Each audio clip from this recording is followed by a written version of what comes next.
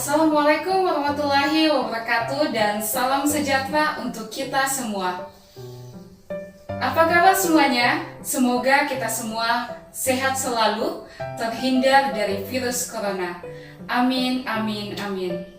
Nah, hari ini kita akan belajar bersama tentang pencemaran lingkungan.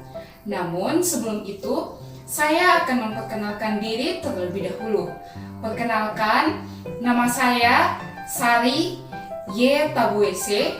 Nomor stambuk saya A202-20013. Saya mahasiswa UNTAD semester 2, Magister Pendidikan Sains, Program Studi Pendidikan Biologi. Video ini saya buat untuk menyelesaikan tugas mata kuliah media pembelajaran dan juga dapat menjadi media pembelajaran untuk kita semua. Jangan lupa like, subscribe, dan aktifkan notifikasi loncengnya ya. Terima kasih.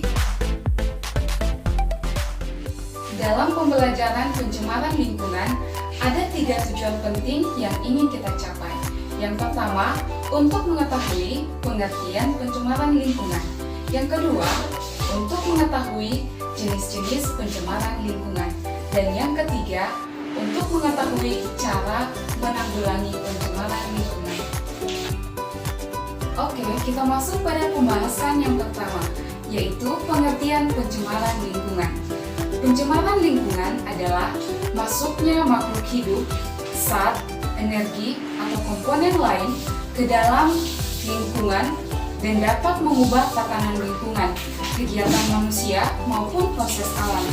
Akibatnya, kualitas lingkungan menjadi kurang baik atau tidak berfungsi lagi sesuai dengan peruntukannya. Kemudian, pembahasan yang kedua, jenis-jenis pencemaran lingkungan beserta dampaknya. Secara umum, ada 4 jenis pencemaran lingkungan. Yang pertama, pencemaran udara.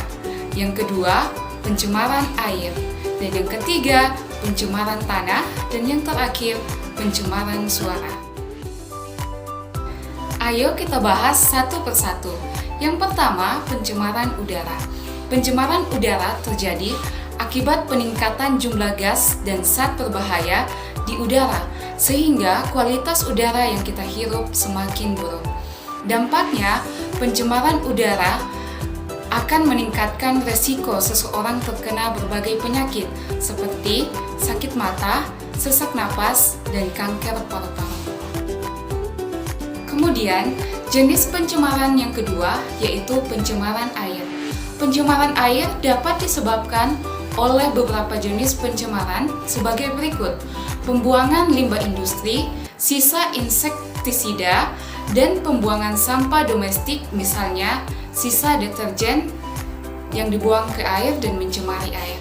Dampaknya menjadi media penyebaran penyakit, meningkatkan alga dan eceng gondok, menurunkan kadar oksigen dalam air, hingga mengganggu organisme hidup yang ada di perairan dan mengganggu pernapasan karena bau yang menyengat. Selanjutnya, jenis pencemaran yang ketiga yaitu pencemaran tanah. Pencemaran tanah disebabkan oleh beberapa jenis pencemaran sebagai berikut: sampah-sampah plastik yang sukar hancur, botol, karet sintesis, pecahan kaca, dan kaleng. Dampaknya dalam pertanian seperti peningkatan salinitas tanah dan penurunan kesuburan tanah. Kemudian, jenis pencemaran yang terakhir adalah pencemaran suara. Pencemaran suara disebabkan oleh suara bising kendaraan, misalnya motor, mobil, pesawat, kapal, deru mesin, pabrik, radio recorder yang berbunyi keras, dan lain-lain yang mengganggu pendengaran kita yang disebabkan oleh suara bising. Dampaknya sangat mengganggu warga sekitar yang mendengar suara bising tersebut. Selanjutnya, pembahasan yang ketiga yaitu cara penanggulangan pencemaran lingkungan. Karena terdapat 4 jenis pencemaran lingkungan, maka cara penanggulangannya pun berbeda-beda sesuai jenis pencemarannya. Oke, langsung saja kita masuk yang pertama, bagaimana cara penanggulangan pencemaran udara. Di sini ada beberapa hal yang dapat kita lakukan. Yang pertama, mengurangi penggunaan kendaraan bermotor. Yang kedua, menghemat energi.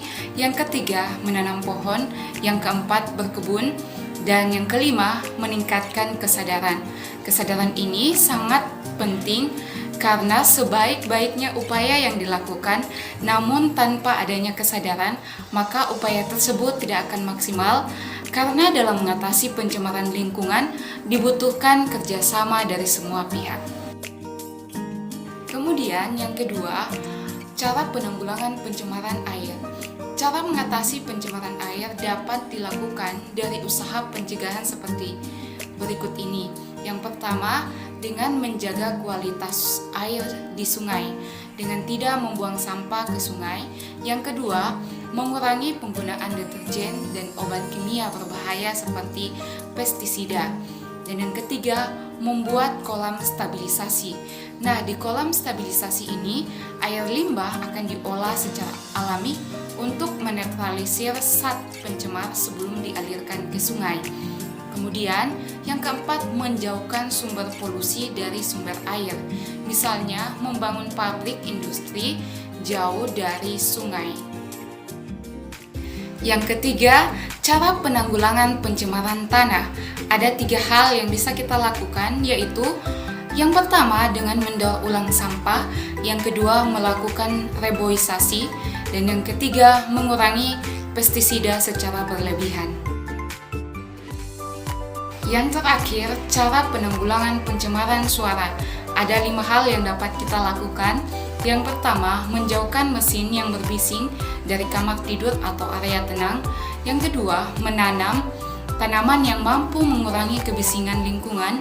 Yang ketiga, habiskan waktu jauh dari kebisingan atau kegaduhan.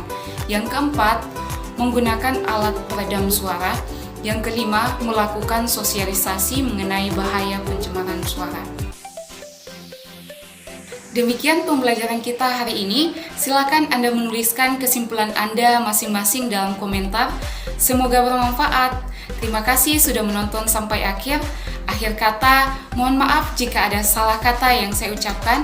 Assalamualaikum warahmatullahi wabarakatuh dan shalom. Terima kasih.